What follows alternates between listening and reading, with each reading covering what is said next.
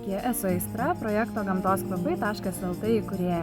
Tikriausiai jau matėte mūsų video reportažus apie pušų pumpurų rinkimą bei apie alembiko sudedamąsias dalis.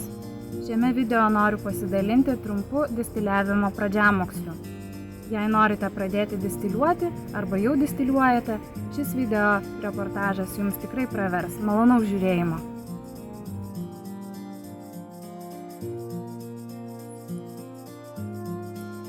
Distiliavimo procesą pradedame nuo sietelio įdėjimo į varinę alembiko puodą. Sietelis yra reikalingas tam, kad augalinė žaliava neprisviltų, jei kartais distiliavimo metu puode pritrūktų vandens ar jis išgaruotų.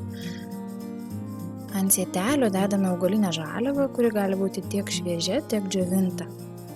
Šiandien mes naudojame šviežius pušų pumpurus. Jie yra kvapnesni už pušų spyglius.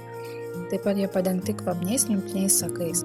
Jei patys rinksite pumpurus, pastebėsite, kad sakais aplipę pirštai ir vandeniu juos gan sunku nuplauti. Žaliavos reikia dėti tiek, kad kiek planuojate tęsti distiliavimą. Kiekvieną kartą gali būti skirtingas kiekis, bet bendras sumoj puodas su žaliava ir vandeniu neturi būti užpildytas daugiau nei 3/4.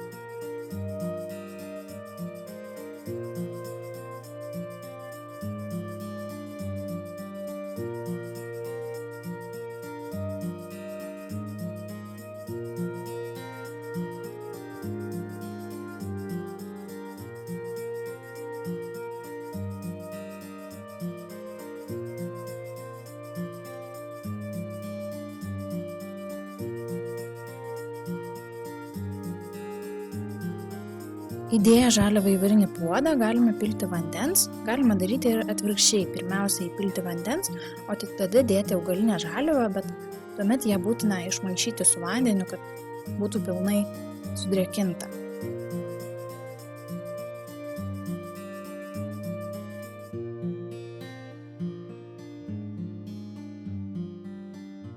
Statome puodą ant kaitinimo paviršiaus. Dedame ant puodo dangtį, vadinamą gulbės kaklą.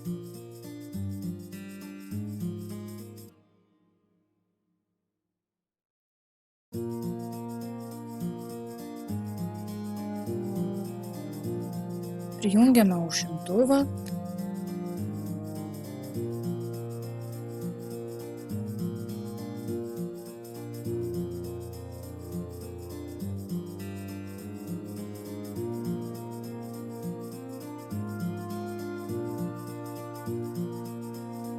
Paruošiame indelį hidrolato surinkimui.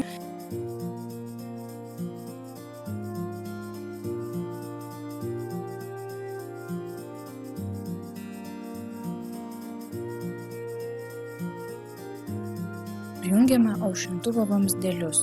Jų vienas reikalingas karšto vandens nutekėjimui, o kitas vėsaus vandens pripildymui.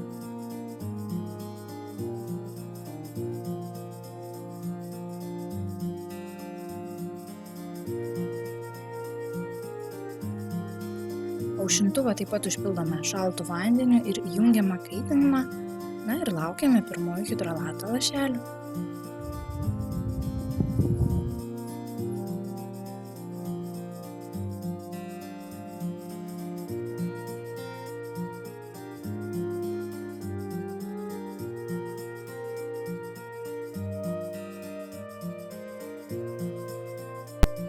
Pušų pumpurų hidrolatas pasižymi antiseptinėmis, antibakterinėmis savybėmis, jis ypač tinkamas kvėpavimo takų ligų metu, gali būti naudojamas pirtyse, kompresams.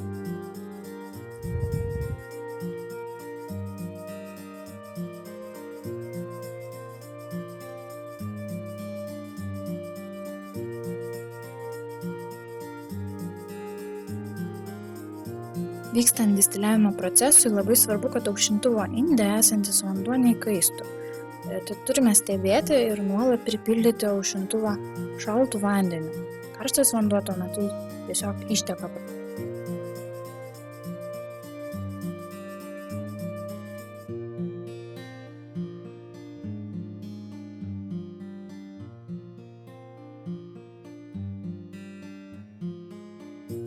Rekomenduoju saugoti hidrolatus tamsaus stiklo butelėse. taip pat tamsioje ir vėsioje vietoje.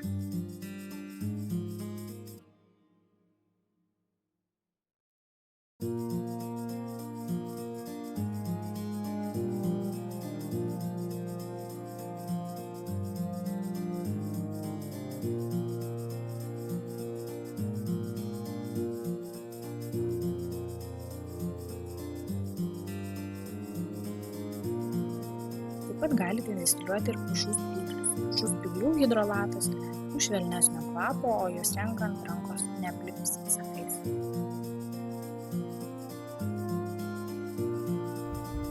Jei šis video reportažas jums buvo naudingas ir norite pradėti distiliuoti, bet dar neturite alembiko, kviečiu jį įsigyti mūsų tinklalapyje www.gamtoskvapai.lt. Jei norite užsisakyti asmeninę distiliavimo ar aromaterapinę konsultaciją arba išmokti gaminti kosmetiką namuose, rašykite man elektroniniu paštu aistra@gamtoskvapai.lt.